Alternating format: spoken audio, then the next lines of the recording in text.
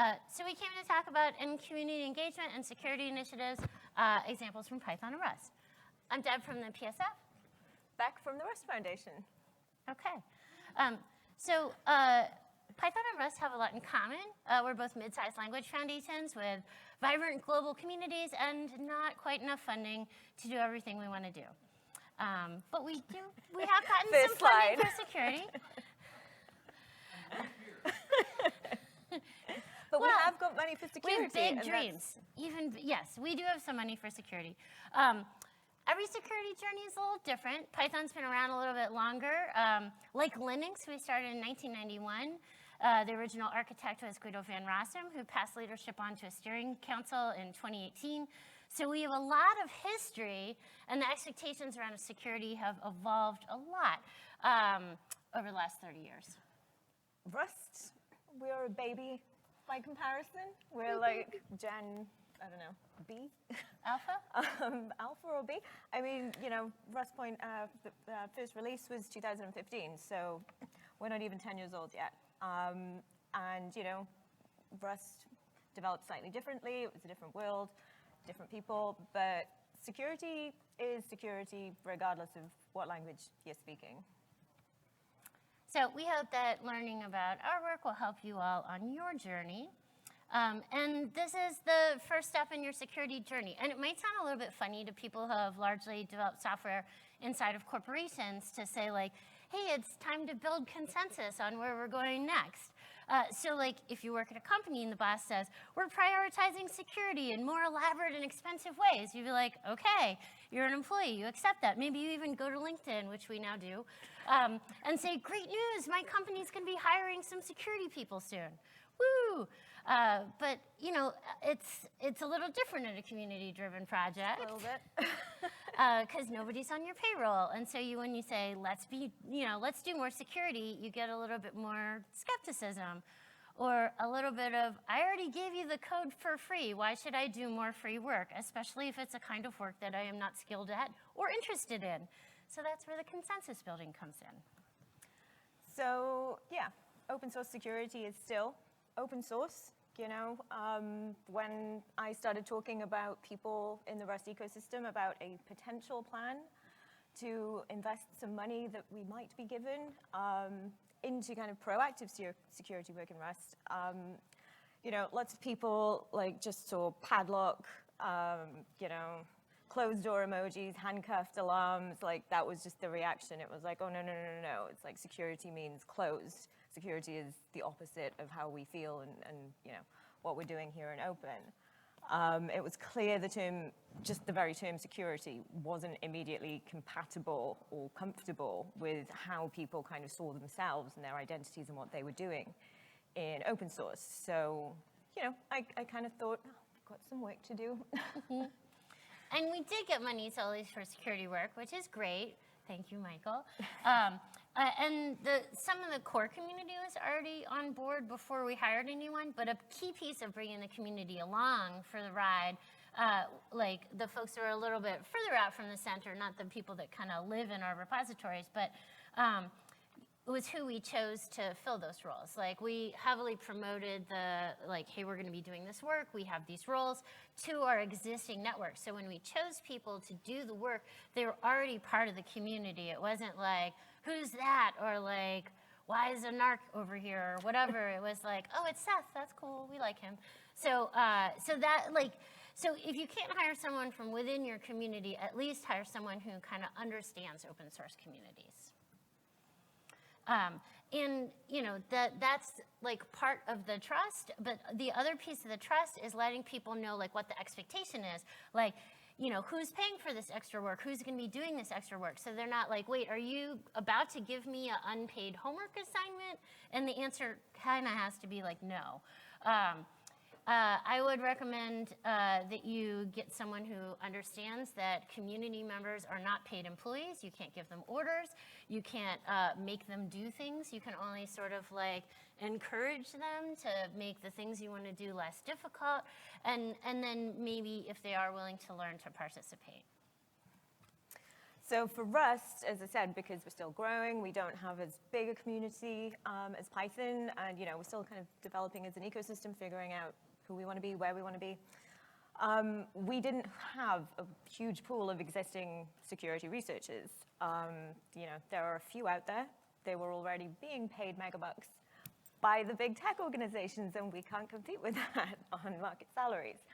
So yeah, we kind of maybe had to broaden the field a little bit. We knew we were probably going to have to get someone from outside of the community in, so different challenges there.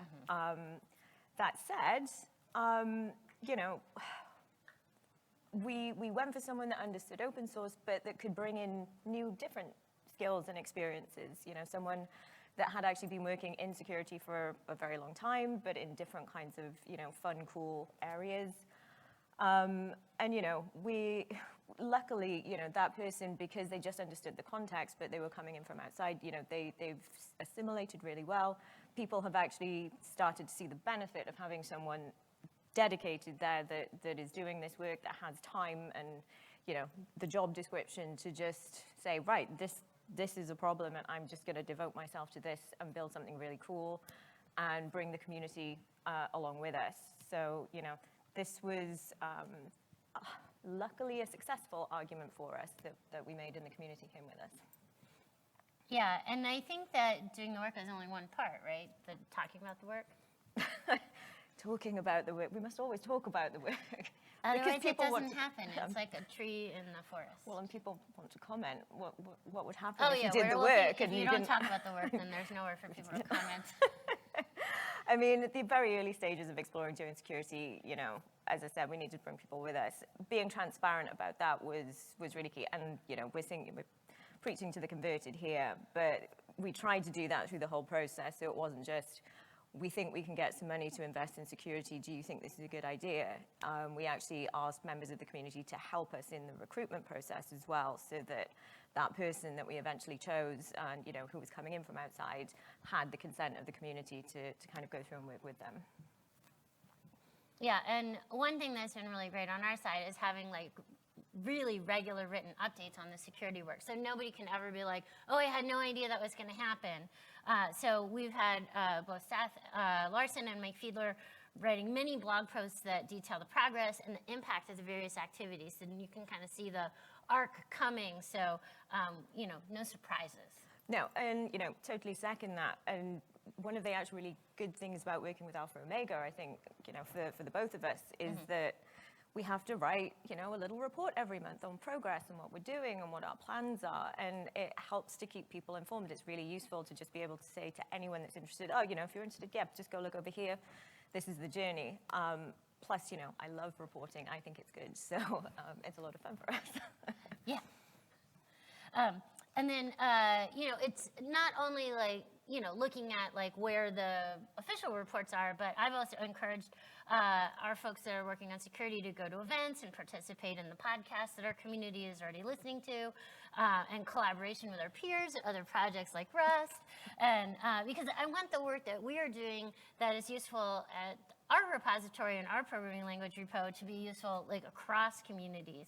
And so there's no reason for every project to be reinventing the wheel, but you can kind of learn from what we've done, and we want to learn from what you're doing.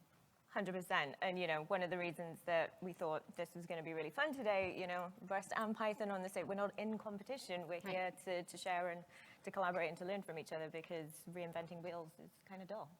Yeah, exactly. Yeah. So yeah, it's, we're already talking. It's kind of isolating being an ED of a foundation sometimes, right? It's a weird job.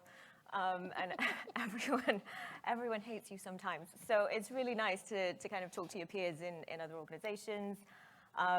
Again, to be at events, to be active, to be sharing. And, it's great for me to talk to Deb every now and again, and to other heads of foundations. But also getting our staff to talk to each other is really awesome as well, our infra people both talk to each other every month now. They're busy mates. It's so cute. Yeah. Yes. Let's see. And then, so here's the final piece, responding to pushback, because open source is made of people, and people have opinions. So our first foray into increasing security at Python was to require two-factor authentication for like the most downloaded packages on PyPI. That seems pretty like uncontroversial, right? You're like, why wouldn't you want your most downloaded packages to be protected with two-factor auth? But people were kind of mad.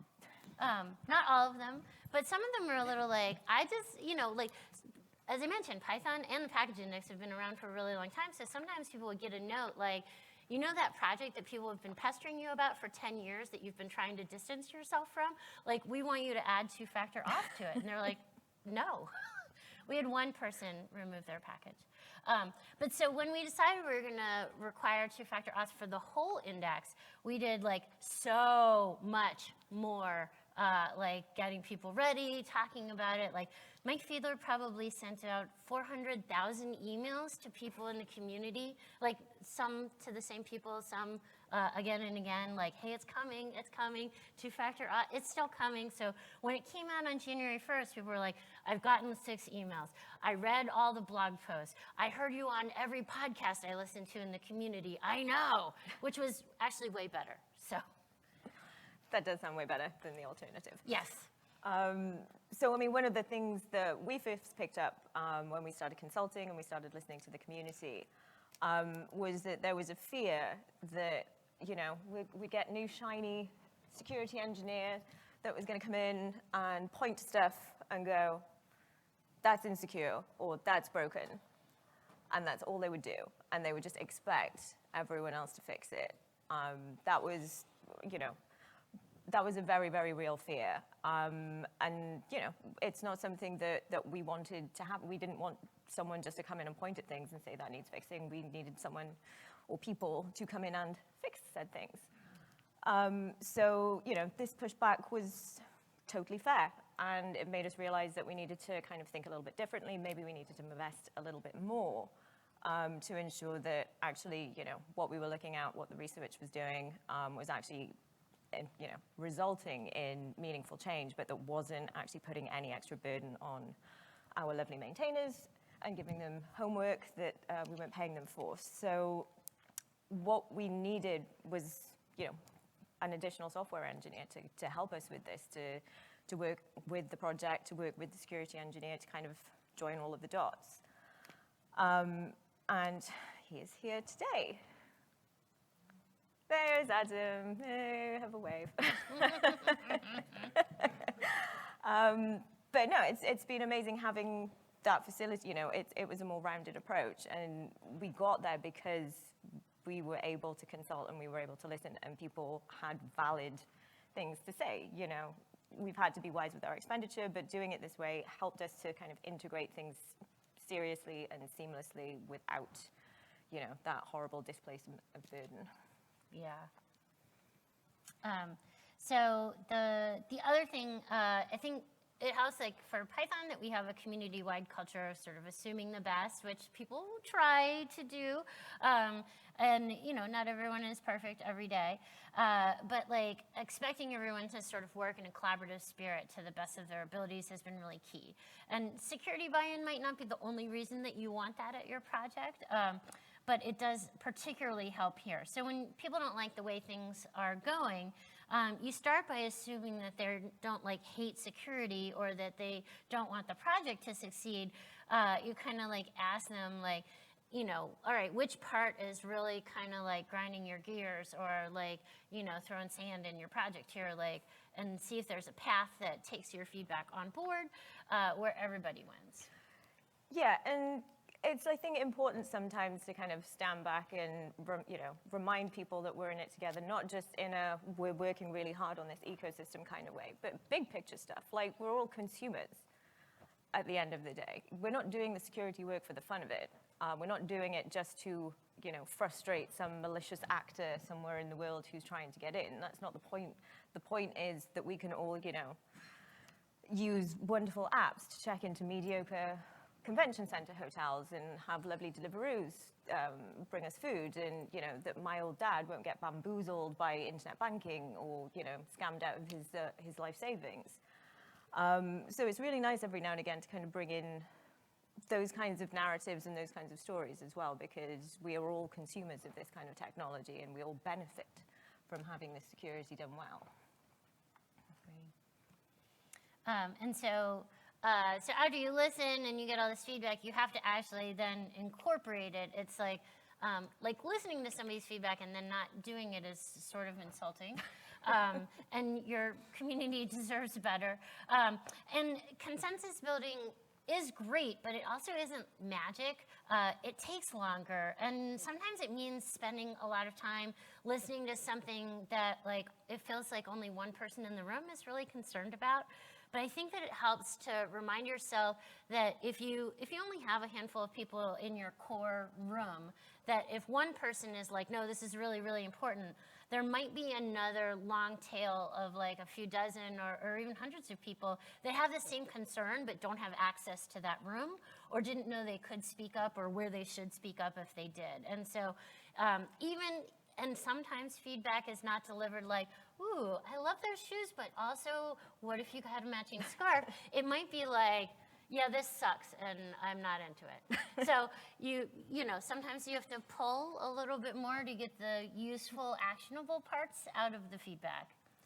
Totally, but the amazing thing about the process is, again, as I'm sure most people in this room know, it throws up things that you just haven't thought about, or you haven't thought about quite in that way, or you haven't realized that actually that minor thing is totally going to torpedo something that's actually, you know, important or important to someone, or, you know, just make someone feel really sad and undervalued.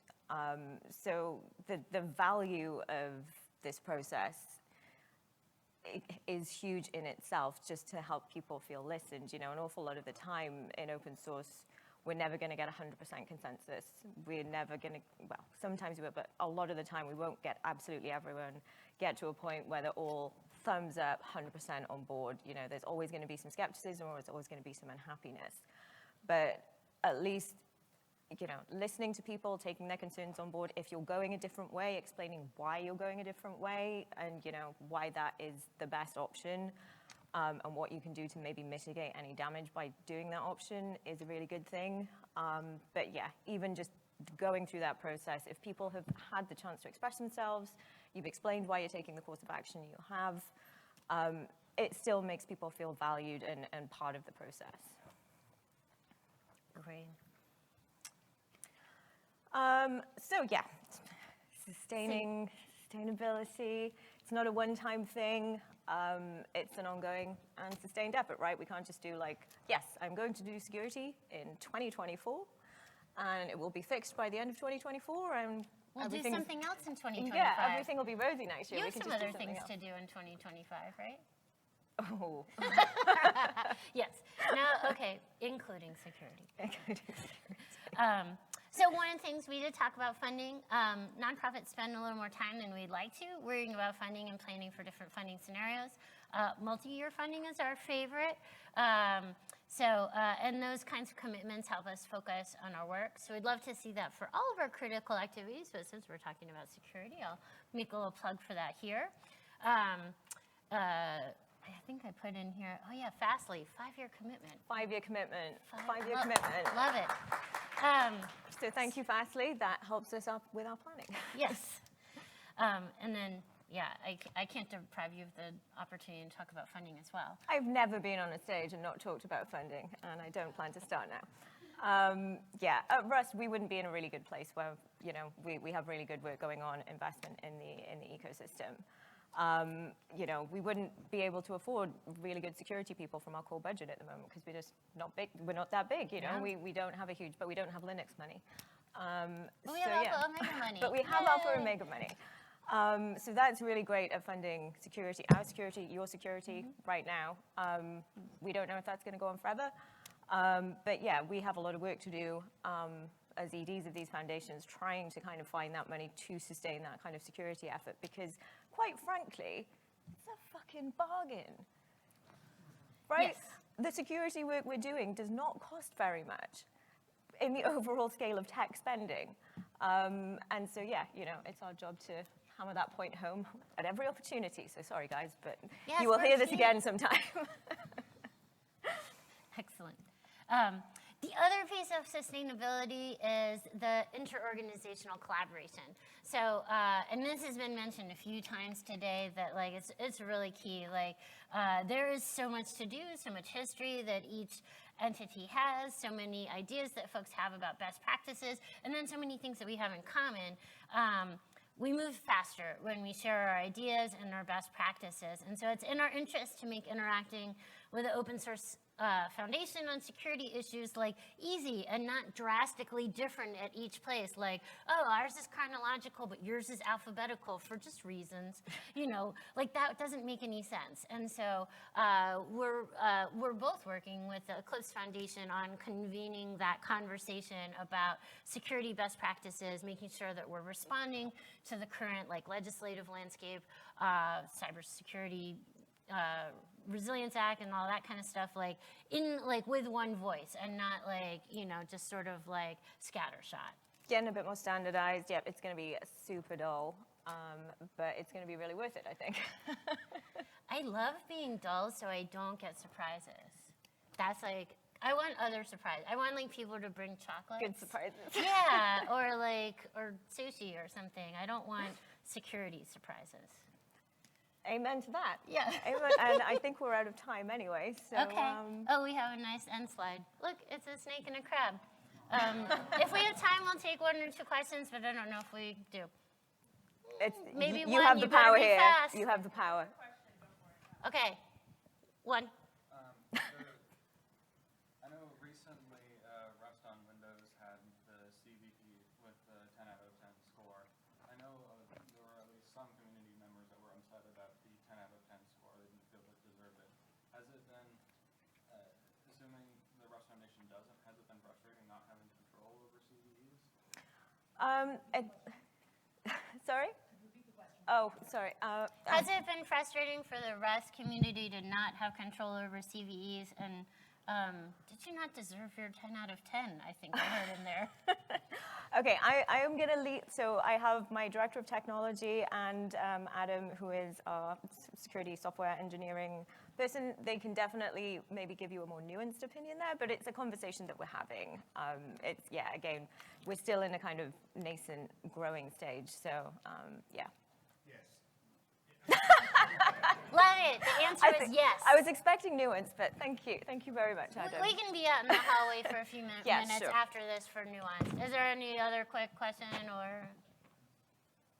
We're good. Thank you so much. Thank you. Thank you, everyone.